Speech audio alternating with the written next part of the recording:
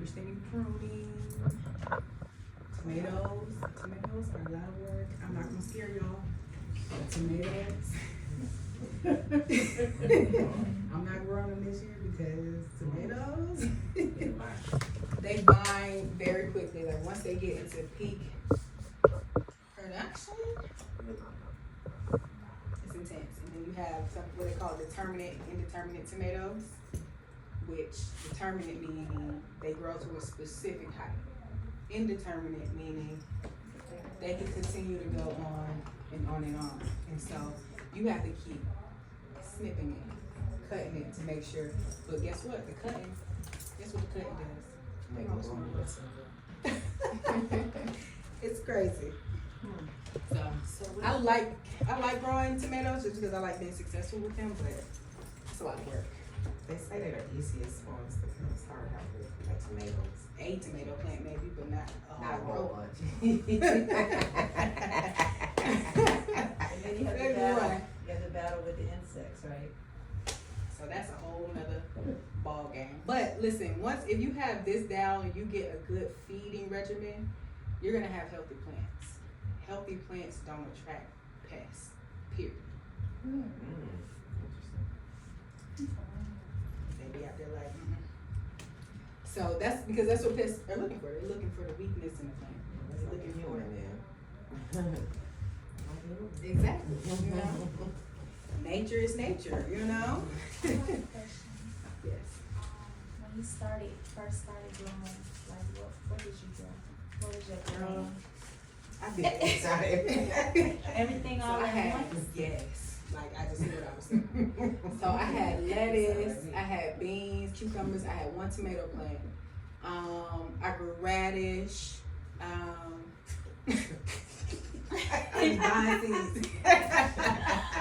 And flowers out there, and everything did okay except my beans. I only got a few beans, and then my cucumbers. I didn't get any cucumbers. So that's fine. My tomatoes did great, but it was crazy because I had to neglect my garden a little bit because I started farming. So that was interesting, but yeah. So my cucumbers didn't get any flowers, and I'm like, what's going on? I was feeding it too much nitrogen.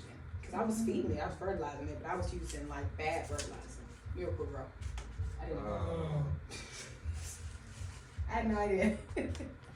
Yes. When you feeding a plant, what is the best method for the leaves or for the roots? Okay, that's a great question. So the application.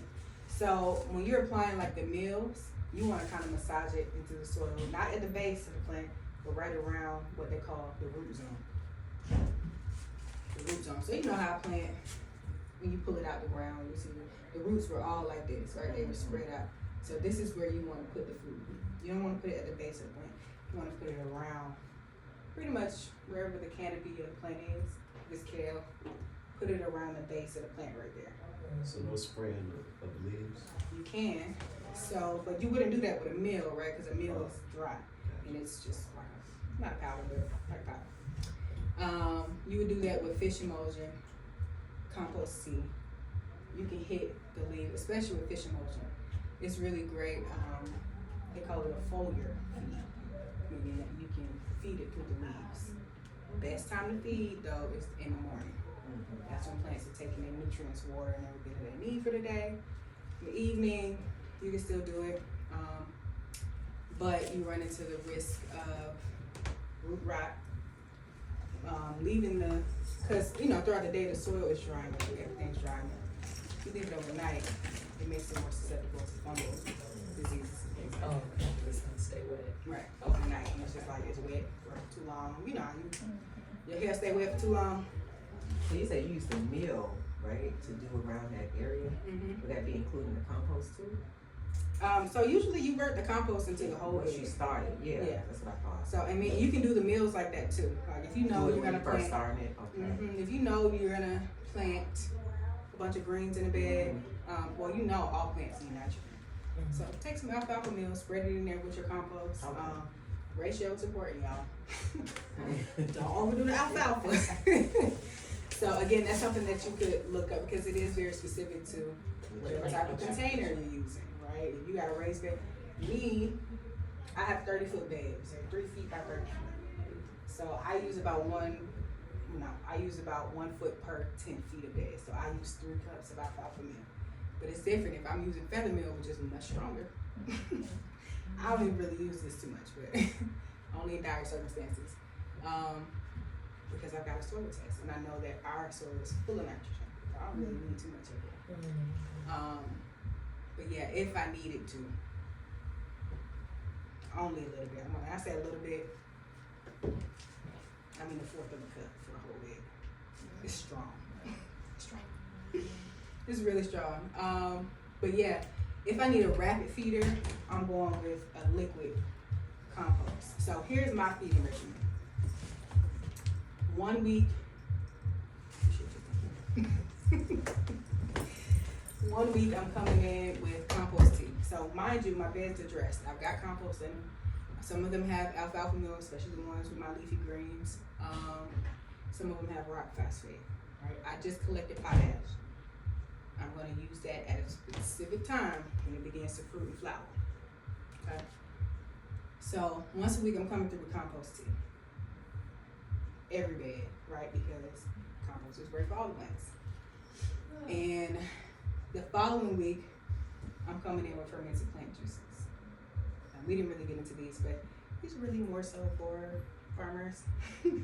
But it's great for if you have a raised bed too. So fermented plant juices, I highly recommend you look into them just to know a little bit. You know, you might have some land one day and want to know what to do to the soil, you know? So fermented plant juices, you're taking wild foods, right? Our wild medicinal plants like yellow dock, comfrey, mugwort, dandelion. And we have Mexican sunflowers, which weren't wild. We planted them here, I think 2 years ago, but they keep coming back because the roots go crazy. They grow like ginger. They're like a rhizome. And so they just keep spreading every year. But I found out through a little bit of research that those roots, if you see them, they look like ginger. Like they look very thick like ginger. And they're full of nutrients. Sunflowers in general take up a lot of chemicals and things like that out of the soil. So they're great for if you're going into an area and you need to remediate the soil. It was like chemical spills here or mining, like just heavy disruption to the soil. Sunflowers will actually pull toxins out of the soil and help to remediate soil. But these Mexican sunflowers, they're full of things like micronutrients. So they're full of phosphorus, which is a big macronutrient, right? But they're also full of the micronutrients that our plants need, like magnesium, calcium, right? Which are great for things like tomatoes, all of your like fruiting plants, so cucumbers, all of that. Magnesium, calcium, phosphorus, zinc. It's got like all these smaller minerals in it. So I'm gonna come through the following week with this, the FBJs. But I'm not really gonna hit all my plants with this. And really this is more so for my soil. Because the way that you create a fermented plant juice is you ferment it, right? You take the plants, chop it up, whatever you're using, you use the leaf. Now, this isn't always true, but a good rule of thumb is that if you're using the leaves of a plant, it's going to help out the leaves of your plants. If you're using the root, it's going to help out the roots of the plant that you're going to apply it to. But what they're also doing is because you're using sugar to ferment, so you take the plant part, whether it's the flower, the root, or the leaves, chop it up, mix it with, the ratio is 1:1. So if I have a pound of mullein leaves, I use a pound of sugar, mix it together, put it in a 5-gallon bucket, let it sit and ferment. Like regular sugar? Literally. That's right. You want to use like raw sugar. You don't want to use like, any sugar with chemicals in it. But you want to use raw sugar, specifically the granulated sugar, because what that's going to do is it's going to draw out those nutrients. It's really similar to like a tincture. I was gonna say the same kind of organism, but for the soil. For the soil. And you know fermentation is good for what? Apple I mean, that's what I see it. Period. Yeah. your gut.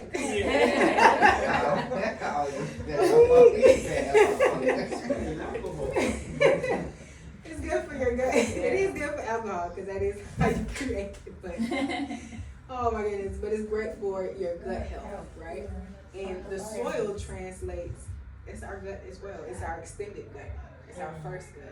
So that's why, you know, when we're talking about, this is why it's important that people understand when they're working with soil, a little bit about soil chemistry and how plants are eating and what our role is in the ecosystem as we're extracting nutrients from the soil, right? To maintain that balance, because a lot of our food doesn't have nutrients in it.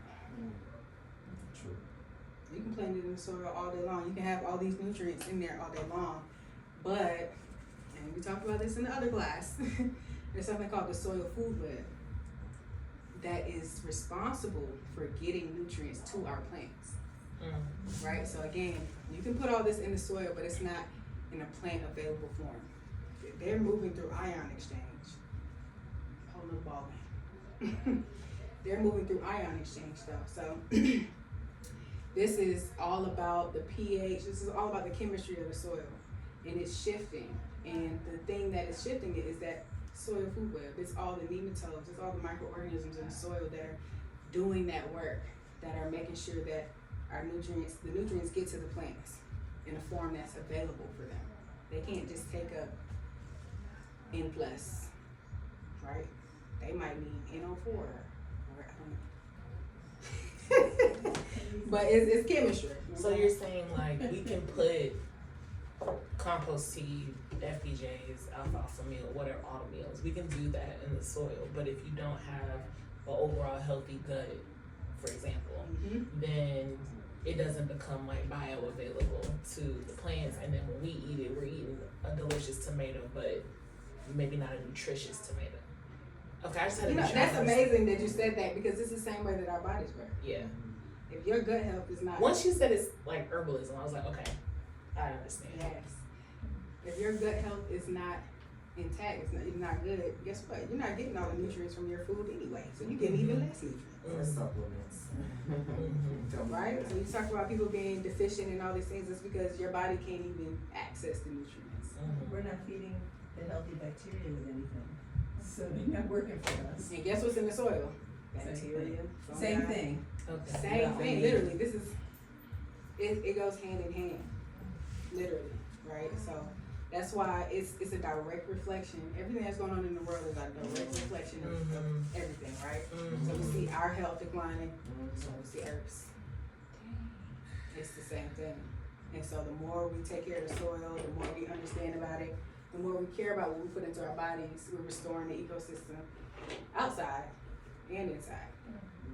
Gotcha, so the fruits and vegetables that we're inundated with come from mass producers like in Mexico. Some of them I know too. And We're just getting fiber, we're not getting anything. right. And maybe some water. Maybe some water. Maybe some water. Yeah. Maybe. But it's not nutrient dense. It's not nutrient Support dense. your local farmer. Come on now. That's it. Okay. And you gotta know what kind of practices they use. Like, Yeah. are they concerned about stuff like this, or are they just Mass produced. Are they gonna tell you? out? I mean, hopefully. Money. Hopefully. Gotcha. Yeah. Okay, so what's the life cycle on a pack of seeds? I've Yeah. saved seeds from like years that Uh-huh. have never been opened. Yep. And So- kept dry. It all depends. Everything in nature, it all depends. It depends on how you stored it, right? Seeds shouldn't be stored in an area with a lot of heat. They need to be in a cool, dark place. The sun, similar to herbs, like when you're processing herbs, you don't want them in the sun. It's going to destroy the chemistry of the plant, right? And it's going to make it less medicinal. So, same with seeds. You want to store them in a cool, dark place, and if you keep them stored correctly, that preserves their life very well. What happens is over time the germination rate drops. So you have the seeds become less and less viable every year. Things like onions and garlic, buys from seed, only 1 year. Things like beans or bigger seeds, cucumbers, they can last up to 5 years. Preserved well. They can. A lot of the seeds that we're selling for our seedling sale were from these old packets I just was like, well, let's see if they germinate. And they do. And they're from what, 2021? 2022. 2022. I think I got some older than that. Like lettuce, if you got old lettuce, unopened, kept dry, dark, it's not gonna happen. You can try. You can try. I would always try. But no, for lettuce, she's less viable. But the bigger seeds, okra, beets, stuff like that, I would try them out.